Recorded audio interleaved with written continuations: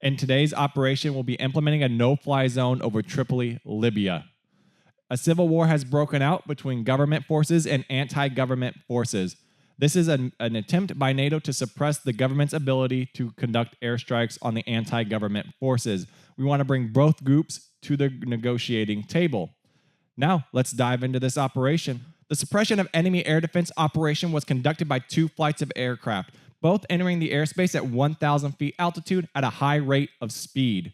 Once in the airspace, they employed their offensive countermeasures, climbed to 3,000 feet, and attempted to identify the surface-to-air missiles. Once the surface-to-air missiles were identified, they immediately employed their countermeasures, their offensive ones, and jammed the weapon system. Once the weapon system was jammed, they were freely able to use their AGM-95 anti-radiation missile system and immediately destroyed 1 surface-to-air missile. The second surface-to-air popped up on the radar and immediately launched a SAM weapon system. That missile did get into the air, however, it was quickly eliminated with jamming and an AGM-95. At this time, we were out of AGM-95's anti-radiation missiles, and our SEAD aircraft needed to return to base. However, the AGM-95s did hammer away at the targets, both primary and secondary, and the targets were effectively eliminated. The SEAD aircraft did immediately return to base once their mission was complete, and the airspace continued to be jammed by our second flight of aircraft. With the airspace fully under our control, we could conduct the next phase of the operation, which is a precision strike as well as an unguided bomb drop.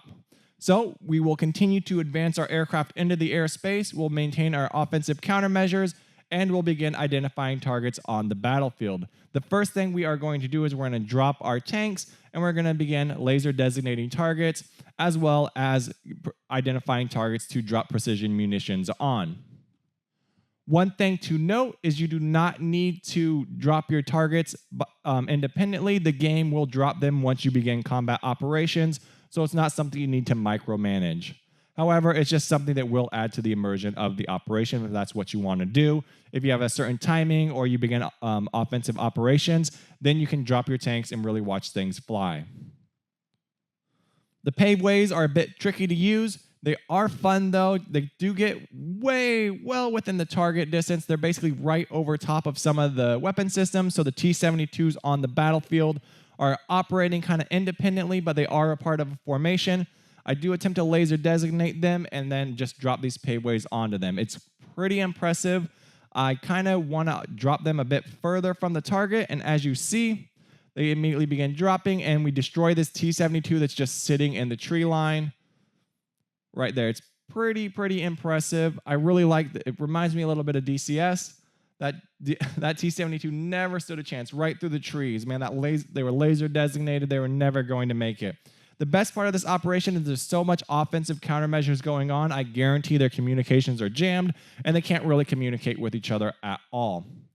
So these next ones, more precision guided munitions, as you see right there.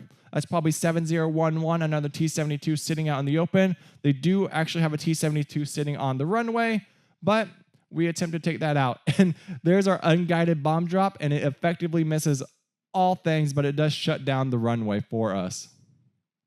Even though that unguided bomb drop did miss its primary target, destroying the runway definitely helps us in the long term, and it does limit the government forces from conducting air operations as well. So hopefully we can kind of keep them from paving over it and getting it operational again. We do bring our precision strikes back in to kind of conduct a few more operations in an attempt to destroy more T-72s, more surface-to-air missiles, as well as more hardened facilities. The general mission of the precision strike is to kind of attack targets of opportunity and continue to limit the government forces.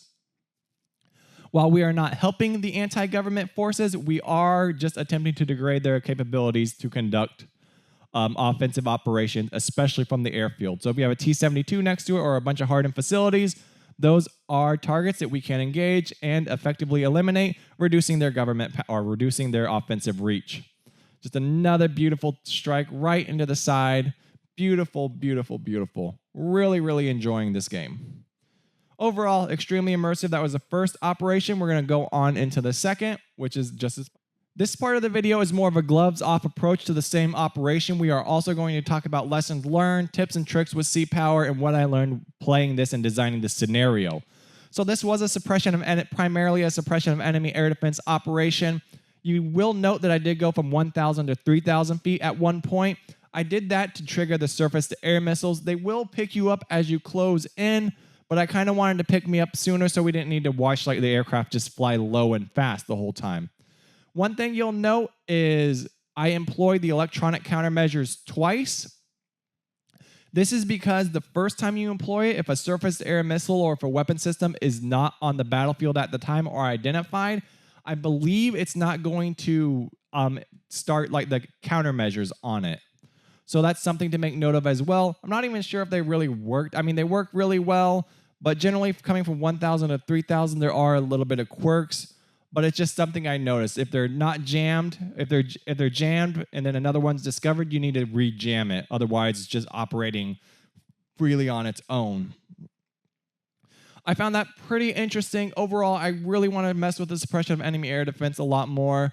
The laser-guided munitions are they're really useful. I'm not quite sure how to determine if a target's laser designated or if you're designating a laser target.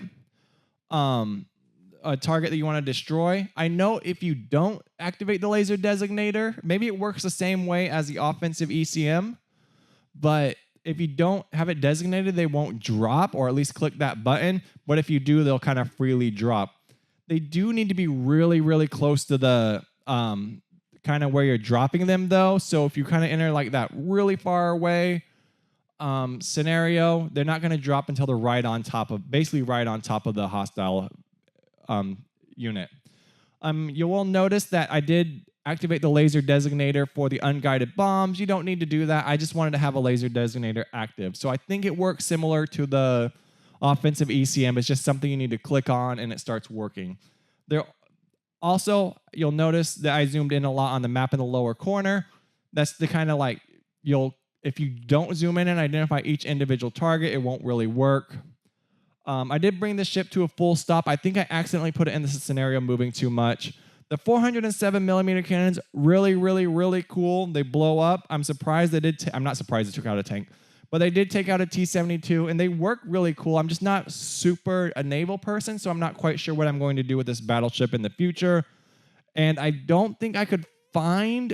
I tried to use a Virginia-class ballistic missile vessel, and I couldn't get it to work, but I didn't mess with it that much. Beyond that, the next scenario is probably going to be more focused on Wake Island. I've messed with the tanks. The tanks are a lot of fun to use. If you saw the screenshot in the community tab, you'll notice it there. The game plays pretty good. I enjoy it a lot. I think it's really immersive. It's really fun. I haven't messed with the naval combat. I've just primarily just ground and aircraft.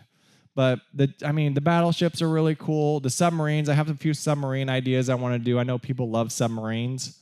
I'm not quite sure what I'm going to do with them. Generally, my operations are just kind of slow burn buildups. I'm trying to get them better, faster, more fun.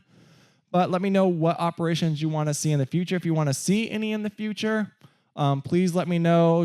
Like, subscribe, share the video. There's still a minute left of this, so let's watch this battleship take effect. It's really cool. I didn't look in the land units too much, but I would like actual buildings to put on the battlefield. So hardened structures to target, things along those lines. Kind of give yourself something other than like a T-72 or a Bradley or a SAM system, but like a nice building, put it on the battlefield, set it up, blow it up, and kind of give yourself key targets. Scenarios, super easy to design, man. Those Browns look so cool. I accidentally missed the T-72 blowing up because I stepped away and came back because I didn't know I had so many salvos in the air. But it was really, really cool. There's also an aircraft carrier on the battlefield. You see, I came back, it was blowing up. I didn't know I had another salvo up. I mean, the game's cool. I mean, there's a lot of gloves off scenarios you can do. Beyond all of that, let me know what you guys like, what you guys don't like about this. If you do like it, are you excited? Are you going to pick it up? Like, comment, share the channel. Do you want to see more of this? I could kind of mix it with some other games.